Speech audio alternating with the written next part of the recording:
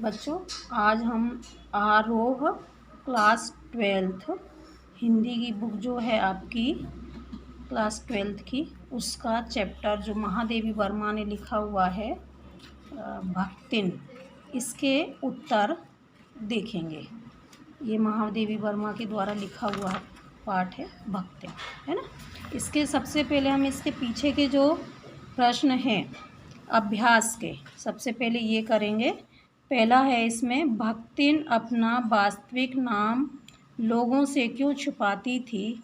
भक्तिन को यह नाम किसने और क्यों दिया होगा? इसका उत्तर है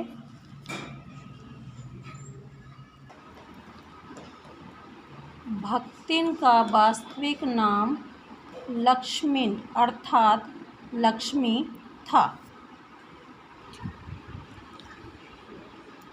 यह समृद्धि सूचक नाम उसके भाग्य की रेखाओं से नहीं मिलता था।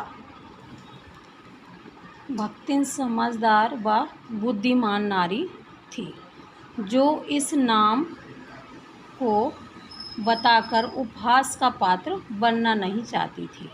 कई लोग होते हैं ना कि किसी किसी के नाम को सुन लेते हैं और मजाक बना देते हैं। ऐसा ही शायद भक्तिन के साथ हुआ, इसलिए वो नाम अपना वास्तविक नहीं बताना चाह रही थी। शायद व्यवहारिक जीवन और नाम का मेल न मिलने के कारण वह वास्तविक नाम को गुप्त रखती थी। ईमानदारी का परिचय देने के लिए लेखिका को बता दिया, है ना। जब वो काम मांगने गई थी तो उसने उनको अपना जो असली नाम है वो बता दिया था, परंतु उसने लेखिका से किसी और को न बताने की प्रार्थना की। लेखिका उसे किस नाम से पुकारे? अब ये समस्या खड़ी हो गई कि भाई आपका जो नाम है उस नाम से नहीं बोलना है, तो आपको किस नाम से बोलना है?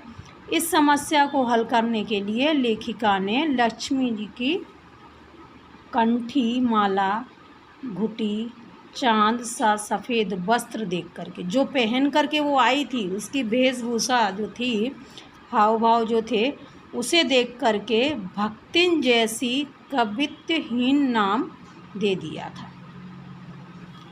अब आपका प्रश्न नंबर 2 है। 2 कन्या रत्न पैदा करने पर भक्तिन पुत्र महिमा में अंधी, अपनी जिठानियों द्वारा घृणा व अपेक्षा का शिकार बनी।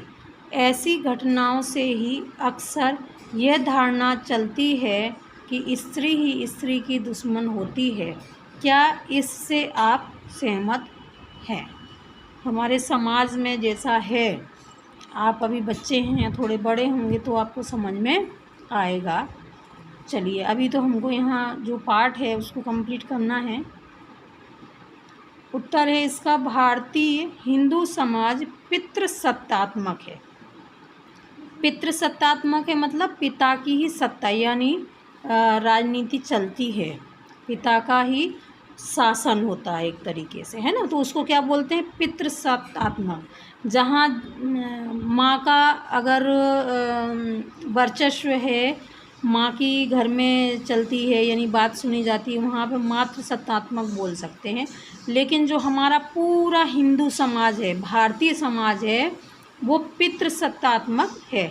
आप कहीं भी जाएंगे तो पूछा जाता है, पहले पूछा जाएगा कि आपके पिताजी का नाम क्या है। कई जगह पर तो कॉलम पहले यही रहता था कि पापा का नाम है और मम्मी का नाम नहीं लिखा जाता था, है ना। तो वो पितृसत्तात्मक है, जहाँ पर केवल पिता अर्थात पुरुष का ही वंश आगे बढ़ता है। इसी कारण भक्तिन ने जब कन्याओं को जन्म दिया तो पुत्रों वाली जिठानियाँ उससे नफरत व घृणा से देखती थी। पुत्रों वाली जिठानियाँ मतलब जो उसकी जिठानियाँ थीं, वो उनको लड़के भी थे, इनकी लड़कियां थी और उसको लड़के भी थे, तो वो उसको नफ़रत और घृणा की दृष्टि से देखती थी, क्योंकि पुत्रों से उनका परिवार बढ़ेगा तथा कन्याएं तो पराए घर चली जाएंगी। तब भक्तिन की संपत्ति के स्वामी उनके बेटे ही बनेंगे। इस प्रकार स्त्री ही स्त्री की दुश्मन होती है। अतः इस धारणा से हम सहमत हैं कि स्त्री ही स्त्री पर अत्याचार करती है। जैसा कि क्वेश्चन में पूछा गया है, तो उनकी लड़कियां हैं, मतलब वो दूसरों के घर चली जाएंगी, शादी हो जाएगी तो बेटी चली जाती है, अब घर में कोई बचेगा नहीं, तो उनके जो जेठानियों के लड़के हैं, इस वजह से ये बोला है उन्होंने। फिर है प्रश्न नंबर 3, भक्तिन की बेटी पर पंचायत द्वारा जबरन पति थोपा जाना एक दुर्घटना भर नहीं है, बल्कि विवाह के संदर्भ में स्त्री के मानवाधिकार मानवाधिकार क्या होता है? जो आपके अधिकार हैं, आपके विकास के लिए, व्यक्तित्व के विकास के लिए, आपके आगे बढ़ने के लिए, वो हमारे अधिकार होते हैं, मानव अधिकार। ये सामाजिक विज्ञान में दिए हुए हैं, टोटल आप उसमें पढ़ सकते हैं। तो स्त्री के मानव अधिकार, विवाह करें या ना करें अथवा किससे करें, है ना, ये एक मानव अधिकार है। इसकी स्वतंत्रता को कुचलते रहने की सदियों से चली आ रही सामाजिक परंपरा का प्रतीक है। कैसे? उत्तर, भक्तिन की अनुपस्थिति में उसके जेठ के लड़के का तीतरबाज साला भक्तिन की बेटी के कमरे में घुस गया। पिटने के बाद जब बाहर निकला तब तक पंचायत आ चुकी थी। उसे देखकर बिना पक्ष सुने पंचायत ने साले को भक्तिन की बेटी का पति घोषित कर दिया। ऐसा होना एक दुर्घटना नहीं थी, बल्कि नारी के मानवाधिकार का हनन था। भारतीय समाज में लड़की किससे विवाह करे या ना करे, यह अधिकार नहीं दिया गया है। आप सबको भी पता है ये तो। यह परंपरा सदियों से चली आ रही है, परंतु इसी भूमि पर सीता व सावित्री भी तो हुई, जिन्होंने स्वतंत्रता पूर्वक पति चुना। इसी से संबंधित बाल विवाह समझते होंगे ना, जब छोटे बच्चे होते हैं उनका विवाह कर दिया जाता है। अभी उम्र 18 साल थी, 18 साल से पहले विवाह नहीं कर सकते हैं, तो 18 साल से छोटे जो हैं उनका विवाह किया जाएगा, तो उनको बाल विवाह, अनमेल विवाह आदि भी स्त्री के मानव अधिकार को कुचलते हैं। मुगल काल में तो स्त्री के मानव अधिकार का हनन चरम सीमा पर पहुंच गया था। ये आपका क्वेश्चन नंबर 3 भी हो गया है। प्रश्न नंबर 4 है, भक्तिन अच्छी है यह कहना कठिन होगा, क्योंकि उसमें दुर्गुणों का अभाव नहीं है। लेखिका ने ऐसा क्यों कहा होगा? देखो, ऐसा है,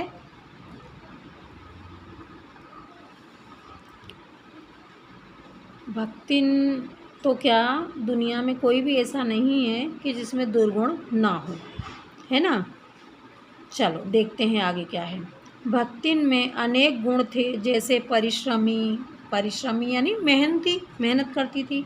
तेजस्विनी यानी तेज भी थी, अच्छी वो। पति के प्रति रोम रोम से अर्पित यानी वो पति का बहुत ध्यान रखती थी, उनके सारे काम करती थी।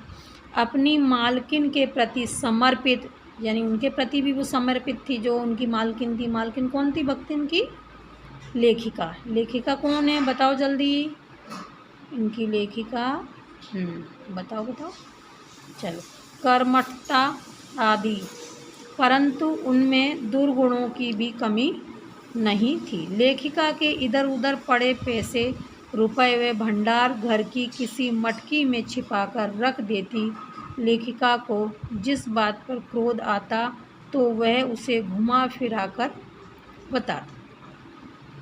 उसकी बुराई का एक पक्ष यह भी था कि वह अपने को नहीं बदल सकी, अपितु उसने लेखिका को देहातिन बना दिया। मतलब कितनी बड़ी बात है कि वो नहीं बदली, हालांकि लेखिका ही थोड़ा थोड़ा करके धीरे धीरे बदलने लग गई। विद्या के महत्व को न जानकर पढ़ना लिखना नहीं सीखा। शास्त्रों का ज्ञान न होने पर भी शास्त्रों की व्याख्या अपने ढंग से दे देती थी।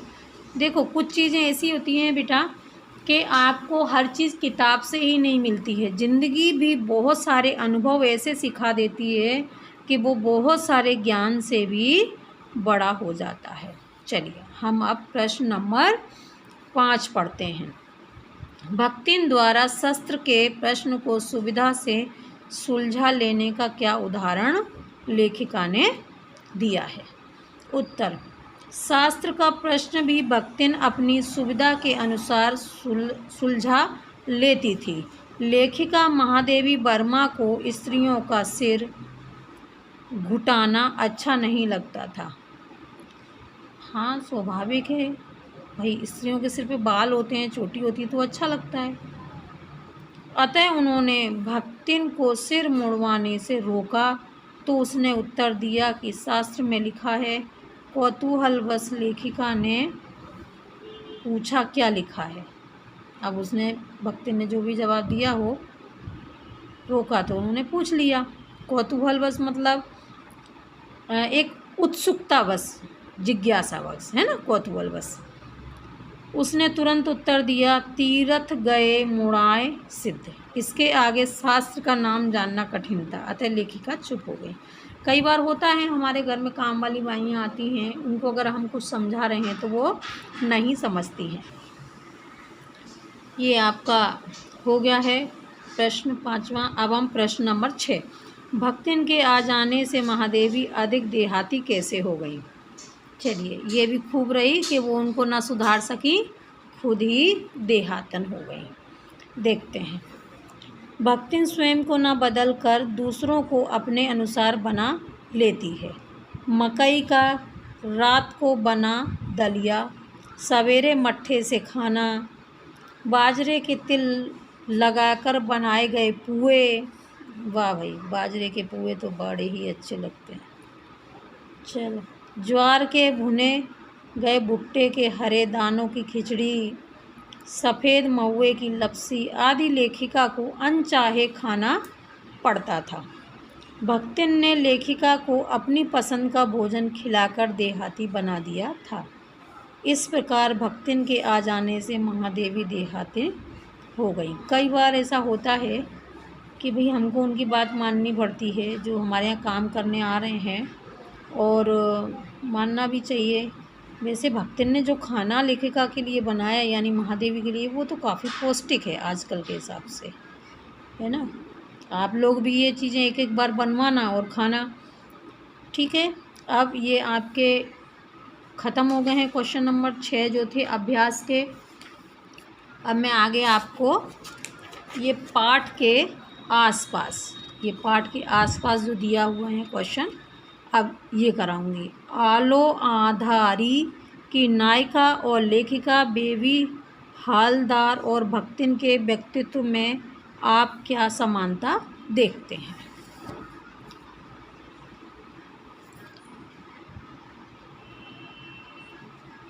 आलो आधारी की नायिका और भक्तिन में यह समानता पाई जाती है कि दोनों ही नायिका घरेलू नौकरानियां हैं। दोनों की उनके परिवार ने उपेक्षा की।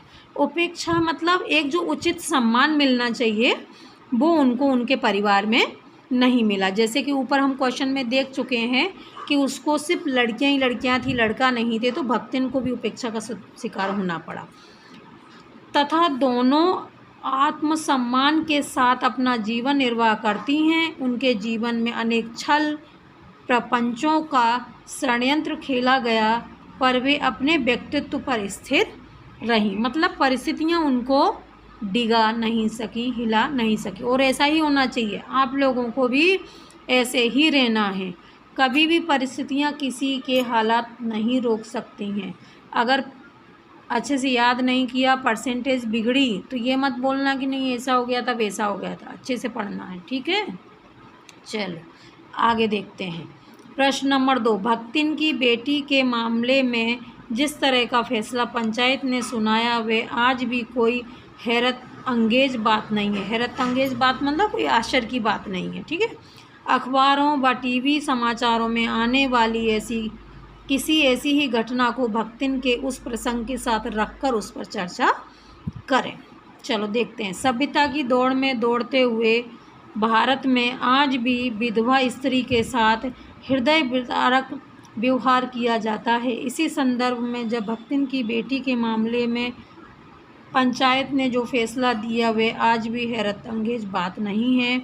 अब भी पंचायतों की तानाशाही बरकरार है।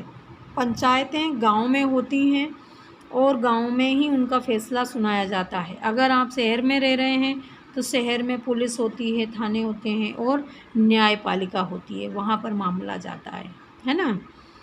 टीवी व अखबारों में ऐसे समाचार अक्सर सुनने को मिलते हैं।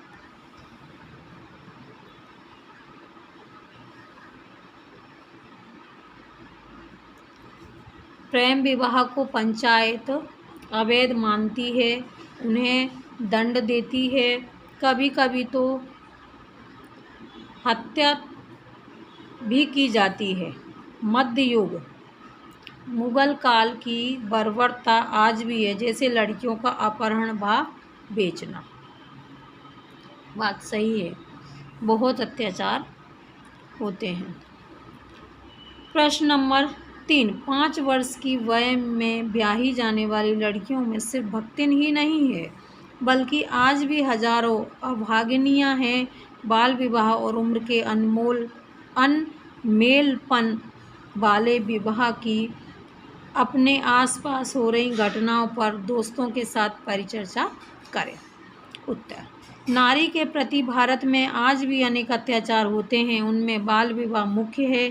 ग्रामीण व अनपढ़ जनता आज भी पुरानी लीक पर ही चल रही है। 5 वर्ष की बच्ची तो क्या, दूधमुंही बच्चे की भी शादी हो जाती है।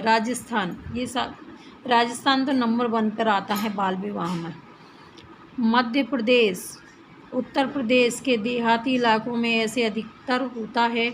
इस प्रकार के विवाह सामूहिक रूप से खर्चा बचाने व लड़कियों की जिम्मेदारी से बचने के लिए होते हैं। विद्यार्थी अपने आसपास के वातावरण के आधार पर इस विषय में चर्चा और कर सकते हैं। अगर आप वीडियो देख रहे हैं और आप किसी ऐसे इलाके में रहते हैं जहां पर कि इस तरीके का कोई बाल विवाह हुआ है तो कृपया कमेंट्स में ज़रूर उसके विषय में आप बता सकते हैं, चर्चा कर सकते हैं और अपना एक लेख तैयार भी कर सकते हैं। फिर अगला प्रश्न है, महादेवी जी इस पाठ में हिरनी, सोना, कुत्ता, बंसर, बिल्ली, गोधूली आदि के माध्यम से पशु पक्षियों को मानवीय संवेदनाओं से उकेरने वाली लेखिका के रूप में उभरती हैं।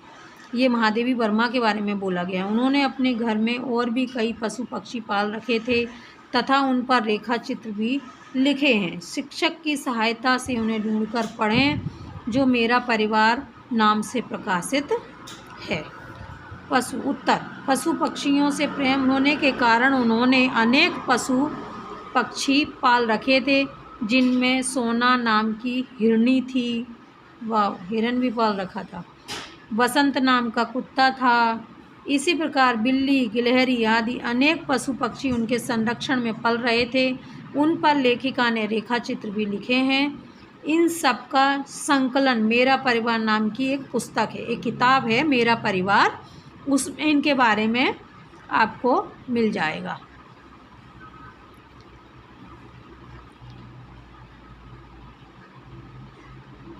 और कुछ जो भी है वो बच्चे खुद भी कर सकते हैं। बच्चों, अब इसमें तीसरा जो दिया हुआ है भाषा की बात, अब हम इसका देखेंगे। नीचे दिए गए विशिष्ट भाषा प्रयोगों के उदाहरणों को ध्यान से पढ़िए और उनकी अर्थ छवि स्पष्ट कीजिए। पहली कन्या के 2 संस्करण और कर डाले, है ना। अपन इसका उत्तर देखते हैं।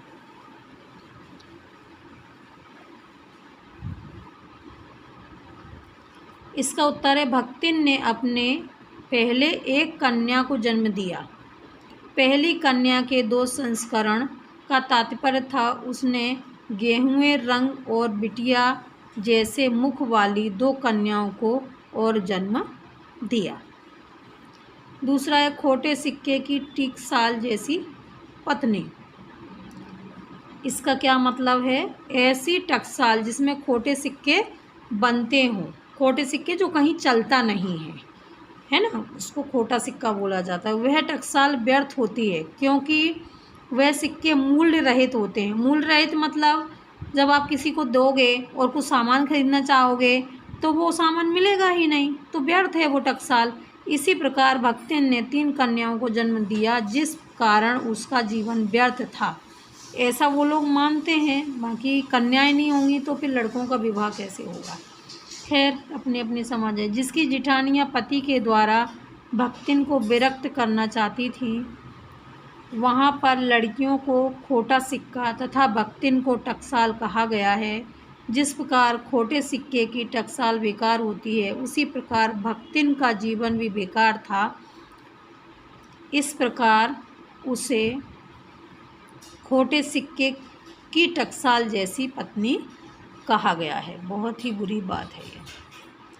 तीसरा है अस्पष्ट पुनरावृत्तियाँ और स्पष्ट सहानुभूतियाँ। पुनरावृत्तियाँ मतलब बार बार आने वाली, है ना। पिता की लाडली भक्तिन अपने बीमार पिता को देखने गांव नहर, जो कि उसके गांव था, गई तो गांव में प्रवेश करते ही लोगों के हाय लक्ष्मियाँ अब आई अर्थात पिता नहीं रहे का स्पष्ट कानाफूसी संदेश मिल गया। परंतु गांव के लोग उसके प्रति अनेक प्रकार से सहानुभूति दिखा रहे थे। भक्तिन के दुख को हमदर्दी के शब्दों से कम करने का प्रयास कर रहे थे। ये आपका क्वेश्चन हो गया। अब उसके बाद में दूसरा क्वेश्चन है भाषा की बात में, बेहनोई शब्द बहन यानी स्त्री प्लस ओई से बना है। इस शब्द में हिंदी भाषा की एक अनन्य विशेषताएं प्रकट हुई हैं।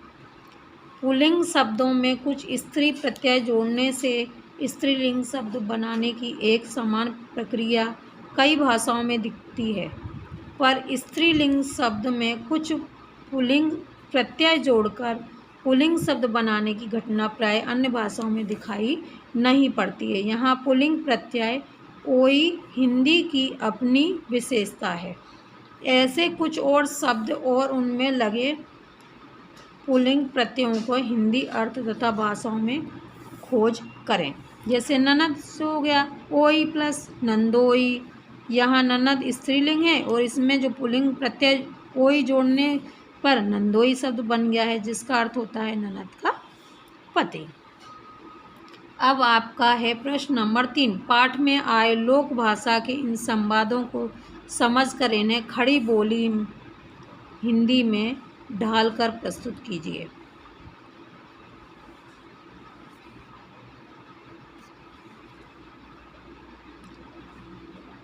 देखो, ये एग्ज़ाम में तो मेरे को नहीं लगता है कि आएंगे, फिर भी आप पढ़ लेना, मैं करा देती हूँ, है ना। मैं इसके उत्तर बता देती हूँ। प्रश्न है पहले का, ई कौन बड़ी बात आए, रोटी बनाए जानित है, दाल रौंद लेइत है, साग भाजी छौंक सकत है और बाकी का रहा, है ना। अब इसका हिंदी अर्थ बताना है। ये कौन सी बड़ी बात है, कौन सा बड़ा काम है। रोटी बनाना जानते हैं, दाल पका लेते हैं, साग सब्जी छौंक सकते हैं, बाकी क्या रह जाता है। दूसरे प्रश्न का उत्तर है, हमारी मालकिन तो रात दिन किताबों में व्यस्त रहती है, अब हम भी पढ़ने लग जाएंगे तो घर गृहस्थी के कार्य कौन करेगा। ये भक्तिन बोलती है। यह बेचारी तो रात दिन काम में व्यस्त रहती है और तुम सब घूमती फिरती हो, चलो ज़रा उसकी सहायता कर दो। फिर घ नंबर का है, तब वो कुछ हो, इस टाइप का जो है, तब वह कुछ करता धरता तो है नहीं, बस गाली गाली गली गली में गाता बजाता फिरता है। फिर आगे है अड़ा नंबर का, तुम पाँचों का बताइए। इसका उत्तर है, तुम लोगों से क्या बताएं, 50 साल से संग रह रहे हैं। फिर 4 नंबर का है, हम कुकुरी बिलारी ना होए का हम कुतिया बिल्ली तो नहीं है, हमारा मन करेगा तो हम दूसरों के घर जाएंगे, नहीं तो तुम लोगों की छाती पर ही रहेंगे और राज करेंगे, समझ जाओ। अब आगे ये क्वेश्चन है, बहुत ही बड़ा दिया है। भक्तिन पाठ में अपनी कन्या के 2 संस्मरणों जैसे प्रयोग लेखिका के खास भाषाई संस्करण की पहचान कराता है, साथ ही ये प्रयोग कथ्य को संप्रेषणीय बनाने में मददगार हैं। वर्तमान हिंदी में भी कुछ अन्य प्रकार की शब्दावली समाहित हुई है। नीचे कुछ वाक्य दिए जा रहे हैं जिनमें वाक्य की खास पसंद का पता चलता है। आप वाक्य पढ़कर बताइए कि किन किन विशेष प्रकार की शब्दावली का प्रयोग हुआ है। इन शब्दावलियों या इनके अतिरिक्त अन्य किसी विशेष शब्दावलियों का प्रयोग करते हुए भी कुछ वाक्य बनाएं और कक्षा में चर्चा करें कि प्रयोग भाषा की समृद्धि में कहाँ तक सहायक है। ये शब्द दिए हुए हैं। अरे उनसे सावधान रहना, वे नीचे से ऊपर तक वायरस से भरा हुआ है, जिस सिस्टम में जाता है वह हैंग कर देता है। वाह भाई। चलो अब हम इसका उत्तर पढ़ते हैं। यहाँ पर कंप्यूटर की तकनीकी भाषा का प्रयोग हुआ है जिसमें अंग्रेजी शब्दावली को अपनाया है। वायरस का अर्थ है दोष, सिस्टम का अर्थ व्यवस्था, हैंग का अर्थ है ठहराव। अतः पूरी पंक्ति का अर्थ हुआ अरे उसमें सावधान रहना, वह पूरा का पूरा दोषों से भरा हुआ है, जिस व्यवस्था में जाता है उसी को रोक देता है, जिससे कार्य रुक जाता है। जैसे कंप्यूटर काम नहीं कर रहा है तो बोलते हैं ना कि वायरस आ गया। आपने अपने कंप्यूटर वाले टीचर के मुख से ज़रूर सुना होगा कि क्या है। दूसरी पंक्ति में खेल से संबंधित भाषा का प्रयोग हुआ है। इन स्वर्गीगर का अर्थ है गहराई से भेदने वाली कार्यवाही। फाउल का अर्थ है गलत काम। रेड कार्ड का अर्थ है बाहर जाने का संकेत। पवेलियन का अर्थ है वापस घर जाना। आपने कभी क्रिकेट देखा होगा मैच तो आपको ये शब्द ज़रूर आते होंगे, जिसमें लड़कों को तो ज़रूर ही आते होंगे। अर्थ है परेशान मत हो, जब मेरी गहराई से भेदने वाली कार्रवाई शुरू होगी तो उसकी सारी अकड़ निकल जाएगी। अगर उसमें ज़्यादा गलत काम किया तो कानूनी दावपेच द्वारा उसे बाहर जाने के लिए मजबूर कर दिया जाएगा। तो ये इसका अर्थ था। तीसरी पंक्ति में बम्बैया हिंदी का प्रयोग है। जानी का अर्थ है एक उपहासपूर्ण संबोधन। टेंशन का अर्थ है परवाह करना। स्कूल में पढ़ाई का अर्थ है कोई काम करना। और हेड मास्टर का अर्थ है उस कार्य में निपुण पारंगत होना। अर्थ है मित्र चिंता मत करो, जो काम अभी वह कर रहा है मैं उस काम में निपुण हूँ। ये जो आपको शब्द दिए हुए हैं उनको आपको इसमें बना के बताना है, ठीक है। इसी प्रकार के आप और भी बना सकते हैं।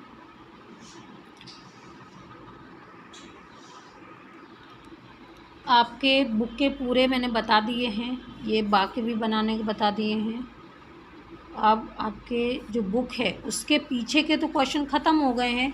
हाँ, अतिरिक्त कुछ क्वेश्चन हैं वो मैं आपको करा देती हूँ, जो बीच बीच में से बनाए हैं, क्योंकि बच्चा पार्टी आपके बोर्ड के पेपर हैं और बुक के बीच में से भी आंसर बना बना के दिए जाएंगे। अभी पाठ पढ़ाया था मैंने, तो आप उसको एक बार ध्यान से पढ़ना, क्योंकि इस बार का पेपर यानी 2022 का भी जो पेपर आया था उसमें से भी बीच बीच में से क्वेश्चन बना के उन्होंने दिए थे। इसलिए अब हम जो और भी परीक्षा के लिए उपयोगी हैं वो देखते हैं। लेखिका महादेवी वर्मा ने अपनी सेविका का परिचय किस प्रकार दिया? उत्तर, लेखिका महादेवी वर्मा ने अपनी सेविका का परिचय अति सुगढ़ भाषा व भावों के माध्यम से दिया। उसका नाम उसके भाग्य का विरोधी लक्ष्मण था। उसका कद छोटा व शरीर दुबला पतला था। उसके पतले होंठों के कोनों के दृढ़ संकल्प था, यानी वो जो ठान लेती थी वो करके ही छोड़ती थी। आंखें छोटी छोटी परंतु उनमें समझदारी का भाव स्पष्ट झलकता था। पलकों को गिराकर चिंता की मुद्रा में विश्वास भरे कंठ से अपने और लेखिका के संबंधों को दीर्घकाल का बताती थी। दीर्घकाल का मतलब वो ऐसा बोलती थी कि तुम्हारा और मेरा संबंध बहुत पुराना है और बहुत समय तक रहेगा। हठी दुर्भाग्य वाली भक्तिन कर्मठ स्वाभिमानी व स्नेहपूर्ण हृदय वाली नारी थी। भविष्य में उसने बिना महादेवी का जीवन दूभर था। भविष्य में उसके बिना महादेवी का जीवन दूभर था। लेखिका ने उसे भक्तिन नाम से सुशोभित किया था। मतलब महादेवी जी उसके बगैर रह नहीं सकती थी। दूसरा है, सेवक धर्म में भक्तिन की तुलना हनुमान जी से क्यों की गई है। महादेवी वर्मा ने भक्तिन की तुलना हनुमान जी से की है क्योंकि जिस प्रकार हनुमान जी निस्वार्थ भाव से राम की सेवा में निरत रहते थे, उसी प्रकार भक्तिन भी अपनी मालकिन की निस्वार्थ सेवा करने में रात और दिन लगी रहती थी। अनपढ़ होने पर भी लेखिका के लेखन कार्य के समान को पहचानती थी। लेखिका के सोने के बाद सोती तथा उठने के पहले उठ जाती थी। उसके जीवन का परम कर्तव्य था लेखिका को प्रसन्न रखना। लेखिका के भ्रमण की एकांत साथी थी। युद्ध काल में भक्तिन लेखिका को अपने गांव ले जाकर सुरक्षित रखना चाहती थी, अतः भक्तिन को हनुमान के समान बताया गया है। अब आगे है प्रश्न आपका, भक्तिन के नाम और उसके जीवन में क्या विरोधाभास था। भक्तिन का वास्तविक उत्तर, भक्तिन का वास्तविक नाम लक्ष्मी अर्थात लक्ष्मी था, जो वैभव सुख संपदा आदि का प्रतीक है, जबकि भक्तिन की अपनी वास्तविक स्थिति इसके बिल्कुल विपरीत थी। वह अत्यंत गरीब दीनहीन महिला थी। वैभव सुख आदि से उसका कुछ लेना देना नहीं था। भक्तिन समझदार थी, इस कारण उनका समृद्ध सूचक नाम नहीं बताती थी। वह सबके सामने उपहास का पात्र नहीं बनना चाहती थी। फिर आपका क्वेश्चन नंबर 4 दिया है, विमाता ने भक्तिन के पिता को मरने का समाचार भक्तिन के पास देर से क्यों भेजा था। ये क्वेश्चन है ना इसमें कि जब वो पिता से मिलने जाती है तो उसके पिता पहले ही गुजर चुके थे। विमाता यानी सौतेली माँ। विमाता के द्वारा भक्तिन के पिता के मरने का समाचार भक्तिन के पास देर से भेजने का कारण यह था कि वे अपने पिता की इकलौती संतान थी। पिता का उस पर अगाध यानी बहुत ज़्यादा प्रेम था। इस अगाध प्रेम के कारण स्वभावतः ईर्ष्यालु और संपत्ति की रक्षा में सतर्क माता ने उससे मरना तक रोक का समाचार तब भेजा जब वह मृत्यु की सूचना भी बन चुका था। अगर वो पहले उनको बता देती तो हो सकता उसके पिता अपनी संपत्ति में से भक्तिन को कुछ दे देते। फिर प्रश्न नंबर 5, भक्तिन को किस कारण कौन कौन से कष्ट सहने पड़े। उत्तर, भक्तिन ने सर्वप्रथम गेहूं रंग और बटिया जैसे मुख वाली बालिका को जन्म दिया तथा 2 बालिकाओं को और जन्म दिया। इस प्रकार 3 बालिकाओं को जन्म देने के कारण उसे अनेक कष्ट सहने पड़े। सास व जेठानियाँ उसकी उपेक्षा करती थी, मतलब उसको पसंद नहीं करती थी। उसे घर का सारा काम करना पड़ता था तथा बेटियां गाय भैंस का काम करती थीं। उसे खाने में गुड़ मट्ठा और बेटियों को चने बाजरे की घुघरी मिलती। लीक छोड़कर चलने के कारण भक्तिन को दंड मिलना स्वाभाविक ही था। लीक छोड़कर मतलब एक जैसे परंपरा है कि आपको ऐसे ही काम करना है, तो उससे थोड़ा सा हटके अपना दिमाग वो लगाती थी। यही है भारतीय हिंदू समाज में पुत्र को जन्म न देने वाले का दंड। दूसरी ओर स्वयं बड़ी बेटी के विधवा होने पर संपत्ति के कारण जेठ जिठौतों के अत्याचार, बड़ी बेटी का नालायक पुरुष से पुनर्विवाह, गृह क्लेश से संपत्ति का विनाश, लगान न देने पर कर्मठहीनता के कंकाल का कष्ट सहना पड़ा। यहाँ तक कि गांव घर भी छूट गया।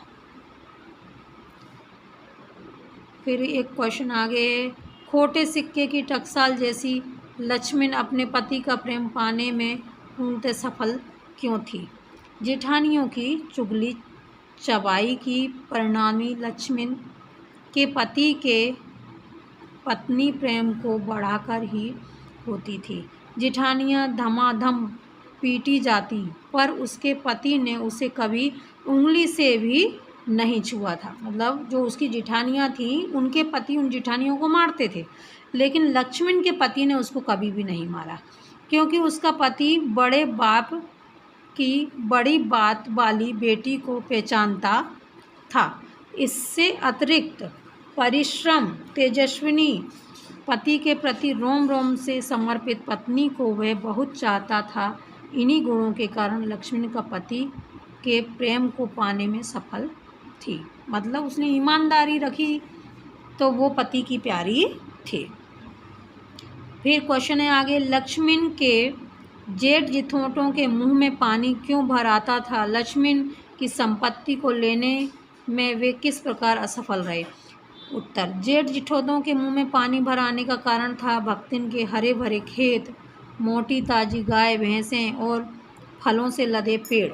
परंतु इन सबका जिठोतों को मिलना तभी संभव था जब भक्तिन दूसरा घर कर लेती, परंतु जन्म से बुद्धिमान भक्तिन उनके बेकाबे में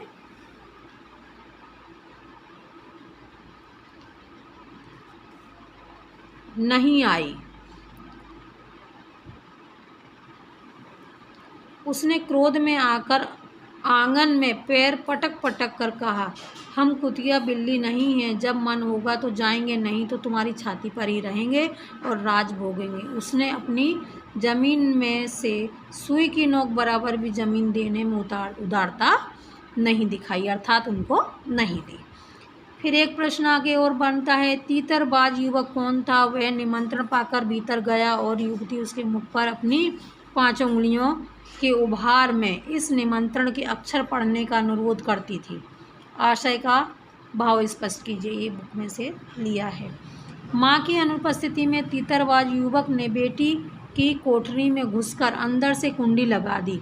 उस अनचाहे व अस्वीकृत पति को सीख देने के लिए बेटी ने उसकी पिटाई कर दी। बहुत अच्छा किया।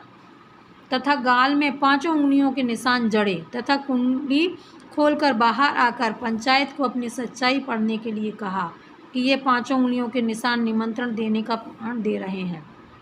अर्थात उसने कोई भी निमंत्रण नहीं दिया था, यानी उस लड़की ने उसको तीतरबाज को अंदर कमरे में नहीं बुलाया था। ये निशान पत्नी न बनने का प्रमाण है, परंतु एक विधवा युवती की सच्चाई को ठुकराते हुए पंचायत ने तीतरबाज को जबरदस्ती व अन्याय के साथ उसका अनचाहा पति बना दिया। फिर एक क्वेश्चन है आगे, भक्तिन अपनी ससुराल के गांव व घर छोड़कर शहर क्यों गई? उत्तर, भक्तिन के जिठोत का तीतरबाज व नालायक साला पंचायत के अपीलहीन फैसले के कारण भक्तिन का बिना ब्याह दामाद और विधवा बेटी का अस्वीकृत पति बन गया। वह निश्चिंत होकर तीतर उड़ाता, बेटी विवश होकर क्रोध से जलती रहती। भक्तिन ने अपनी मेहनत से जिस प्रकार संपत्ति को संभाल कर सोना बनाया था, वह परिवार द्वेष में झुलस गई और लगान चुकाना भी कठिन हो गया। दुखों ने अपने पैर पसार लिए थे। जमींदार का लगान न चुकाने पर उसने भक्तिन को बुलाकर दूसरे दिन भर कड़ी धूप में खड़ा रखा। वह अपमान भक्तिन की कर्मठता में सबसे बड़ा कलंक था। मतलब उसको बहुत बुरा लगा ये। अतः वह दूसरे ही दिन कमाई के विचार से गांव को छोड़कर शहर पहुंच गई। फिर है, लेखिका महादेवी वर्मा ने भक्तिन के लिए इस सेवक का साथ टेढ़ी खीर है ऐसा क्यों कहा? भक्तिन की वेशभूषा में गृहस्थ और बैरागी का सम्मिश्रण देखकर लेखिका ने पूछा कि क्या तुम खाना बना लेती हो? जैसे कि अब भाई कोई नौकर रखेगा तो पूछेगा। उत्तर में पूर्ण आश्वासन पाकर उसने खाना बनाने के लिए रख लिया गया। दूसरे दिन तड़के उसने स्नान करके पवित्र होकर धोती पहन उदय होते हुए सूर्य पीपल को जल से स्वागत किया। नाक बंद करके 2 मिनट का जाप किया। तत्पश्चात रसोई की सीमा कोयले की मोटी रेखा से बनाकर रसोई में प्रवेश किया। उसकी वेशभूषा में गृहस्थ और बैरागी का मिश्रण, भोजन पकाने का आश्वासन, पूजा जप और भोजन की पवित्रता, इतनी सारी विविधताओं को एक व्यक्तित्व में देखकर लेखिका ने भक्तिन के लिए कहा, इस सेविका का साथ टेढ़ी खीर है। अच्छा वो पढ़ी लिखी नहीं थी, तो लेखिका चाहती थी कि वो पढ़ ले। चलिए, लेखिका के लाख चाहने पर भी भक्तिन नहीं पढ़ पाई। क्यों? भक्तिन बुद्धिमान तथा विद्या बुद्धि के महत्व को जानती थी, इसीलिए वह लेखिका की पढ़ाई लिखाई पर अभिमान करके अपने विद्या के अभाव को भर लेती थी। मतलब उसको ऐसा लगने लग गया था कि मैं पढ़ी लिखी नहीं हूँ, लेकिन मेरी मालकिन तो पढ़ी लिखी है। एक बार लेखिका ने अंगूठे के निशान के स्थान पर हस्ताक्षर लेने का नियम बनाया तो भक्तिन बड़े कष्ट में पड़ गई। उसने लिखना पढ़ना आता ही नहीं था, वह पढ़ना भी नहीं चाहती थी। पढ़ना उसे मुसीबत दिखाई देता था, जैसा कि बच्चों तुम लोगों को दिखाई देता है ना। चलो दूसरा, सब गाड़ी बान दाइयों के साथ बैठकर पढ़ना उसके वयोवृद्धता का अपमान था, अतः वह अनपढ़ ही रह गई। फिर आगे क्वेश्चन है, लेखिका को भूख का कष्ट ना हो इसके लिए भक्तिन क्या करती थी। चलिए भाई, जब किसी चित्र को पूरा करने में व्यस्त लेखिका बार बार कहने पर भी भोजन के लिए नहीं उठती तो भक्तिन कभी दही का शरबत, कभी तुलसी की चाय आदि वहीं देकर लेखिका को भूख का कष्ट नहीं होने देना चाहती थी। उसके जीवन का परम कर्तव्य लेखिका को प्रसन्न रखना था, अतः वह हर संभव उपाय अपनाती थी कि लेखिका को भूखे रहने का कष्ट सहन न करना पड़े। ये हमारा पाठ ख़त्म हो गया जो महादेवी वर्मा ने भक्तिन पर लिखा था। प्रश्न उत्तर भी मैंने बता दिए हैं आपको। अगर मेरे को कुछ और एक्स्ट्रा क्वेश्चन मिलेंगे तो हम वो बाद में दूसरे वीडियो में पढ़ेंगे। जब तक आप ये पढ़ना, याद करना और लिख करके ज़रूर देखना। आप अगर कुछ काम कर रहे हैं, खाना खा रहे हैं, जब भी आप ये वीडियो लगा करके सुन सकते हैं और सुनते सुनते आपको आंसर याद हो जाएंगे। याद रखो, आपके परसेंटेज बहुत अच्छी जाना चाहिए। चैनल को सब्सक्राइब करना ना भूलें।